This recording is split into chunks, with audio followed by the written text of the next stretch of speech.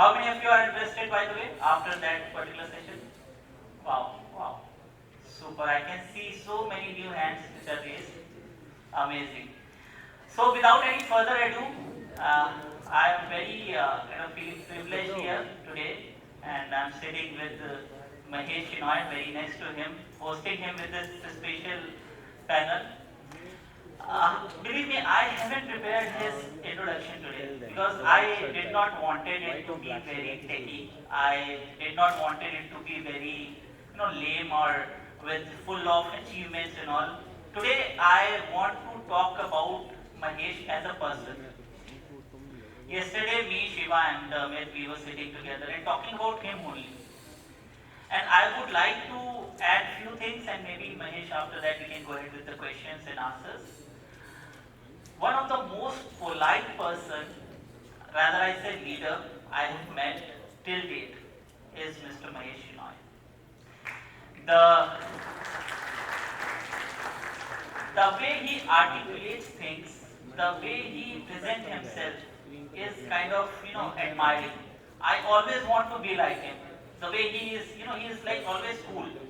And apparently, with the grace of God, he is our one of advisor in the muledreamin. So thank you so much, Mahesh, for agreeing on this and coming here.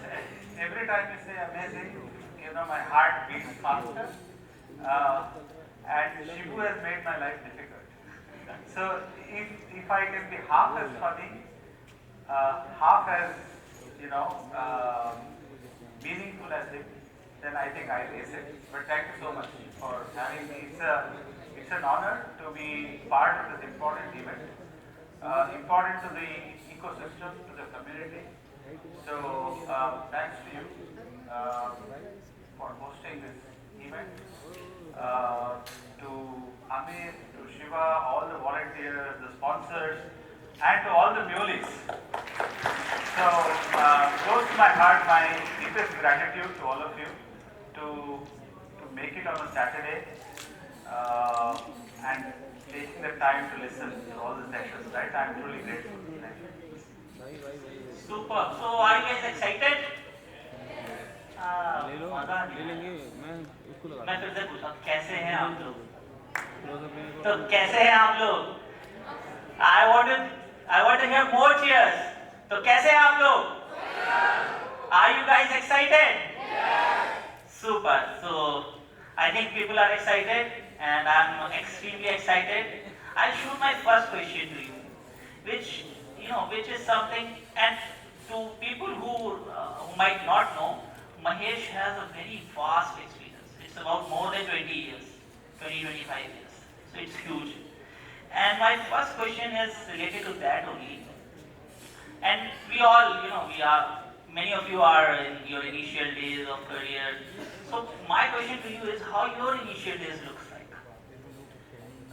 A lot of programming. So if you ask me, even today, what is my craft? The craft is software development. Right? In my early days, I coded C++. I enjoyed it. I have probably coded thousands of lines. Today, I do not get that much time to really code, but I do every once in a while get my hands dirty. It keeps me alive. So those were my early days, like basically programming. Like if you want to describe the journey, since you asked about the journey, I'm not going to talk about my CV because A, it is boring, and B, you can look it up on LinkedIn, right? So, but since he described me as somebody with vast experience, which means I'm older than most of you here, so I'll share, what I observed, right? What I have seen in the IT industry in terms of a couple of waves, and why I'm saying it as a wave, because I believe that we are in the beginning of one such wave, and each of these waves really lasts for a decade, right? Giving us, as professionals in the IT industry, opportunity to really like reap the benefits of these trends. So when I started, I described as the first wave, right, which is 2000s. So there was a confluence of three things. That is internet, which is World Wide Web for enterprises. And there was this, you may not even relate to this term, there was this thing called open systems, right? So prior to that, most of the software products, right, mostly was IBM, and they were proprietary, you had to buy applications from them. But open systems was when you had product vendors started to build applications on common hardware, right? Common operating systems like Unix or Linux. So this too created a wave of custom application development, right? So you could, and there were also vendors who would provide close to commodity hardware. For example, from your mainframes or AS400, then there were Sun, Spark machines, HP machines. So this confluence created a wave of software development, custom applications in the 2000 decade, right? So you had complemented by Java. Can you hear me? Yeah. So this was the first wave, and you had products like the SAP and similar, came into the market. And since I am associated with integration, the first time I was introduced to the idea of middleware. And the middleware, what are the first middleware that, I'll maybe make it interactive. Can you guess what is the first middleware I used? Very close. IBM MQ series, right? So the term was interoperability. So you could have application data running on mainframe. How would you bring it to a Unix system, right? So you had MQ series. Then there was TIBCO, remarkable company. I admire because they brought the concept to ESP, right? So that was wave one.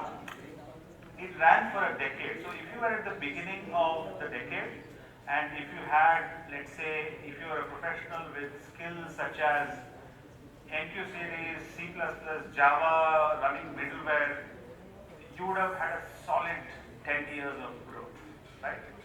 What is wave 2? Wave 2 was when there was a confluence of mobile, which is, iPhone, really, a couple of years after iPhone was launched.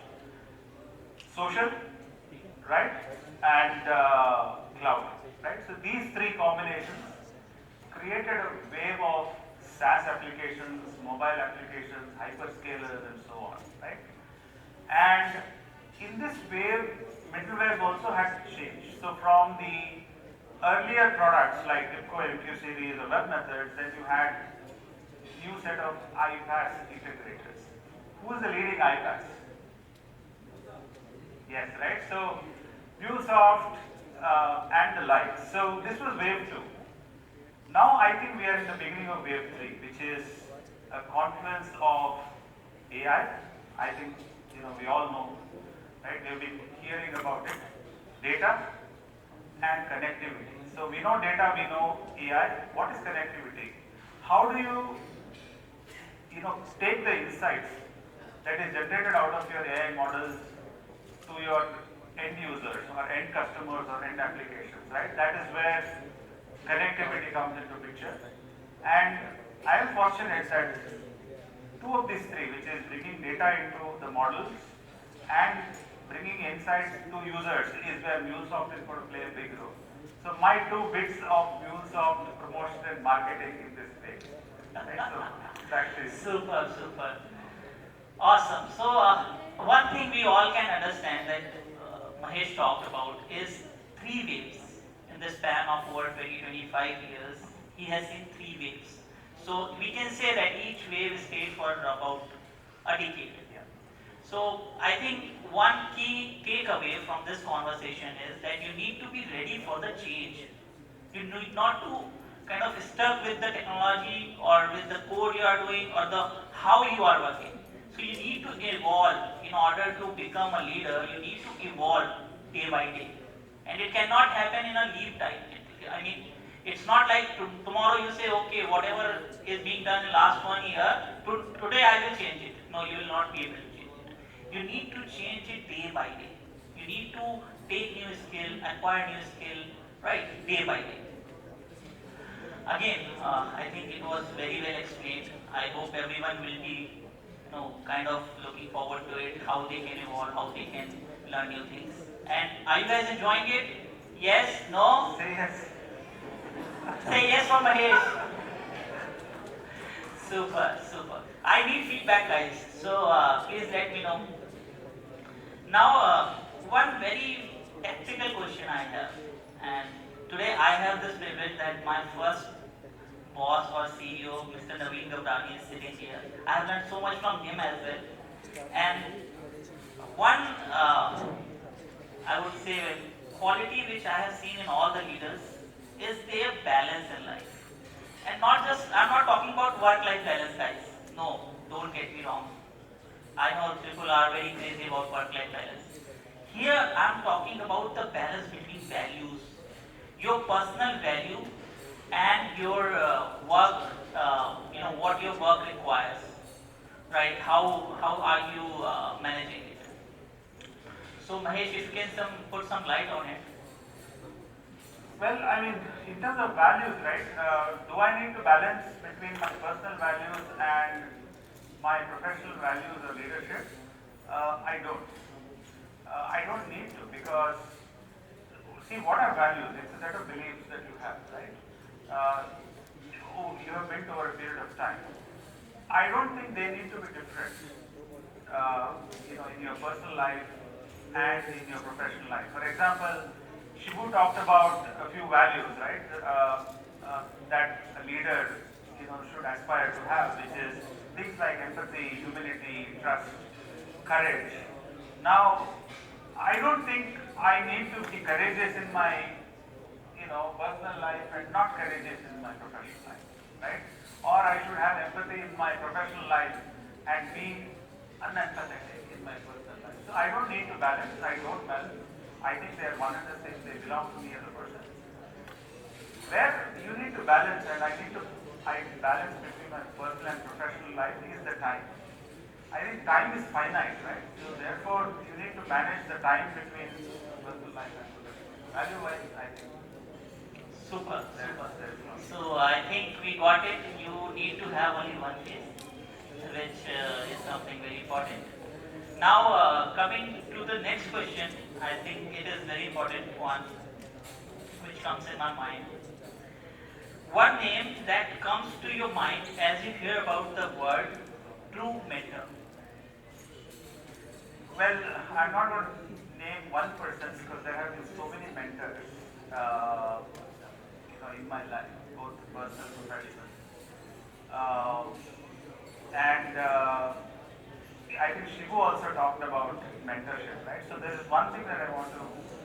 So he talked about influencers, right? It is important that we distinguish between influencers and mentors. Like Elon Musk can influence me, he cannot be a mentor, right?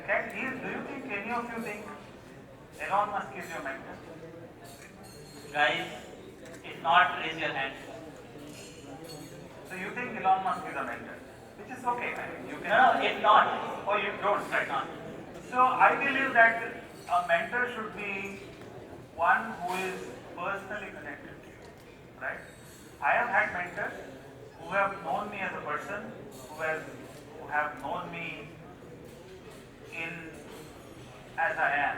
Right? So those are the mentors. And second is in the context of what they should mentor you on or what you aspire to learn from them. I think they should have gone through the same situation that you have. For example, if you want to be a manager, right?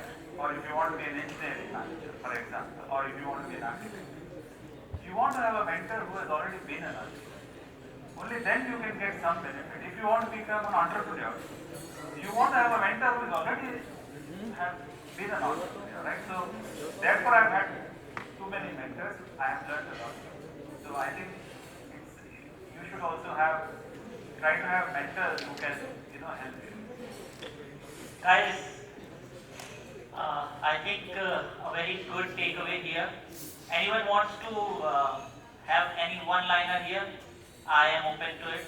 Anyone wants to say anything about a true mentorship? All right, I If want you to. don't like what I say, you can go me. If you like it, you can give it a thumbs up. We will be live on. This video will be live on YouTube very soon, so you can give it a thumbs up. Anyways, let's talk about some challenges, Mahesh. Right? And when I talk about, think about challenge, being a leader. Today, let's say if I am an architect, a small architect, so I only think about okay how I will build this particular application or how I will deal with that. But being into this global leader position, what is the biggest challenge you have encountered? Uh, the biggest challenge is to take people along. See, I'll tell you, challenge that I faced. There was this large initiative, very ambitious. Not important what the initiative is, but then there was a team, right? I was a leader, and I was so enthusiastic about this idea that I was so aggressive and fast in doing this, right? Whereas a lot of other members in the team wanted to take their time to understand and go slowly and one step at a time and so on. But I was kind of restless and I wanted to go faster. So it was not happening. So I decided to run fast and then at some point I'll wait for others to catch up, right? So I went far ahead. Although it initially appeared to be working, it eventually did not work. So I was not able to meet the objectives that I started with on this particular initiative. So that is when I realized that if you are, if you have an objective to accomplish and you need a team to do that, you have to take everyone along. You cannot have people going in different speeds and try to accomplish. So there is a saying, right? I think it's some African proverb or somebody. It says that if you want to go fast, go alone. But if you want to go far, go together. Right? So that's an important challenge I faced and I learned hard from that particular incident. Right, guys, enjoying it? Yes, yes. Super, super. So I have some very pointed questions as well for Mahesh.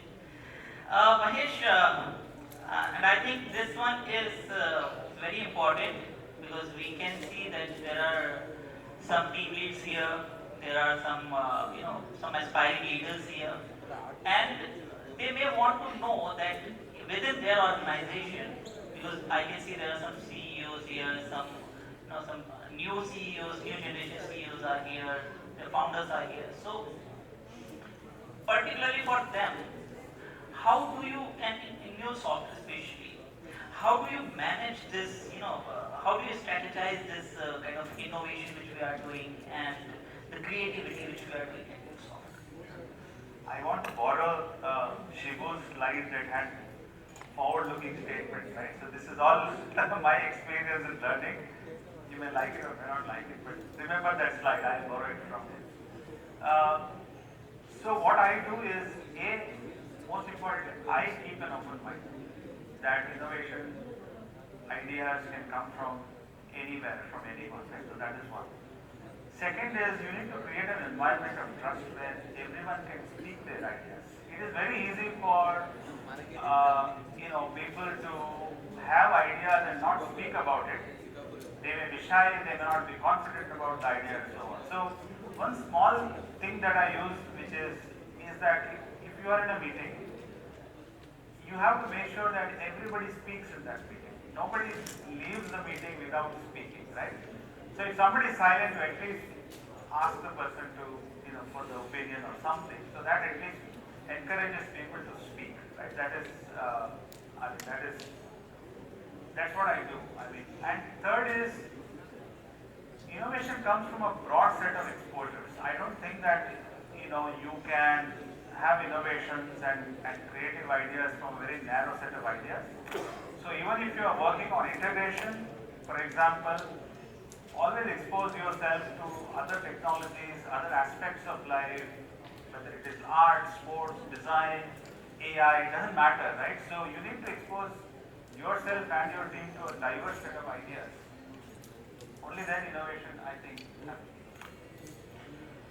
Super, super. So I think keeping an open mind, asking people to turn up, to speak their mind out, and let them speak. When I'm saying let them speak, by keeping an open mind, provide them an environment where they can speak up. And this is for all the aspiring CEOs, for all the aspiring new founders, that you in your organization can keep that particular, that kind of environment where even a very junior resource, very junior developer may feel that, oh, I have this idea, I can talk to my CEO and I can get this along.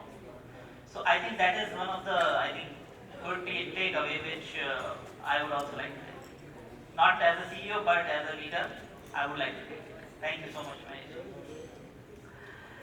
Right. So going further, I have last question for my. Uh, Now, what advice? And I know you talk about so many things.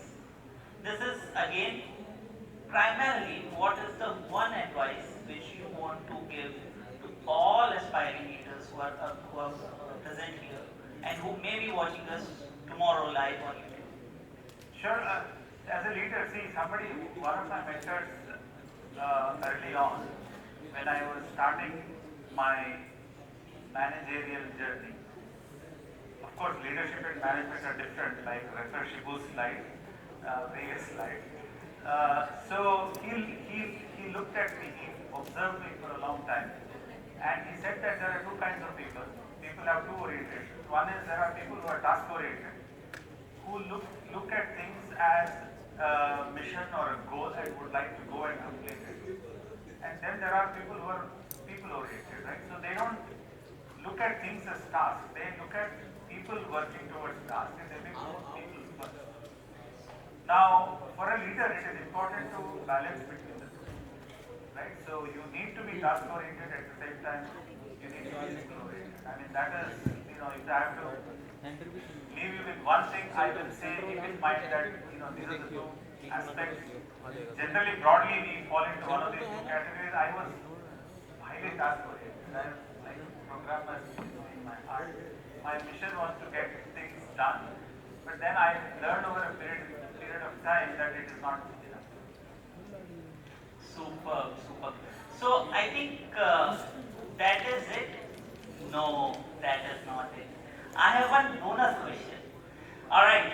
So we are gathered here just because of this community, this mule-driven community.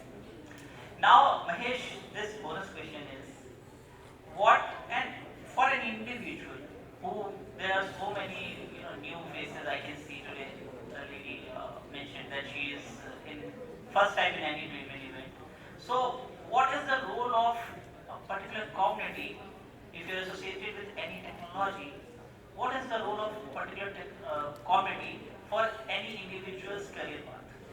Very, very important. Very important. Look, I cannot be more grateful to our Mule community because you make us successful. I mean, without the community, MuleSoft will not be as successful as we are today.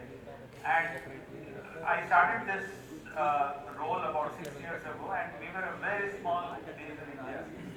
And like one of the key things we realized is for MuleSoft to be adopted by customers, we needed a larger base of community, right? So I think it is an indispensable part for any technology. If anyone who is aspiring to start a technology company or product, keep in mind that you need to build an ecosystem.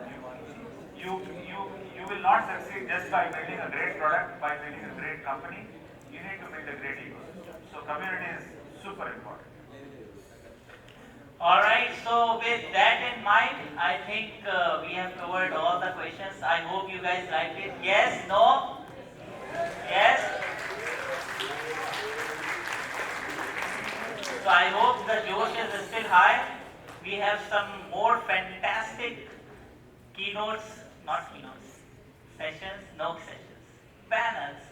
So we have some fantastic panels coming up along with me, my host. So I will hand it over to these hosts, Shiva and Masoom, and thank you so much, Mahesh. Thank you so much, Mahesh.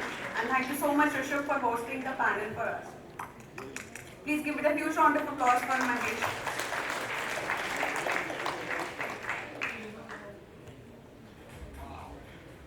Okay, so now let's hear from the greatest minds present today.